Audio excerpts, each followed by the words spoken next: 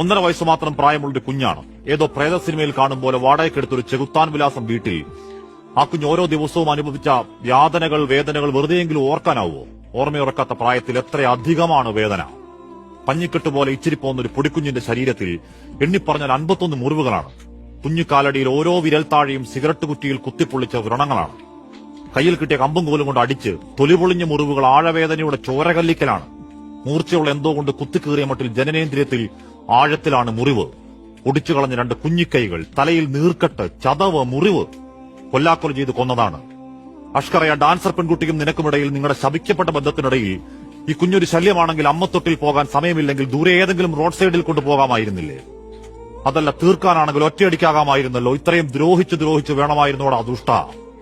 താഴെ വീഴുന്നെങ്കിൽ ആകട്ടെ എന്ന് കരുതി വീടിന് മുകളിൽ ടെറസിന് താഴെ സൺഷെയ്ഡിൽ ഒറ്റയ്ക്ക് നിർത്തി വീട് പൂട്ടി പോകുമെന്നാണ് ഒരു അയൽക്കാരന്റെ സാക്ഷ്യം. എന്തു പേടിച്ചു കാണണം? വീണുപോകാതിരിക്കാൻ, രക്ഷയിൽ, കരുണയിൽ ചേർത്തുപിടിക്കാൻ ഒരു അമ്മക്കൈക്ക് വേണ്ടി അവൻ ആരോരുമില്ലാത്ത നിസ്സഹായതയിൽ താഴേക്ക് നോക്കിയിട്ടുണ്ടാവില്ലേ?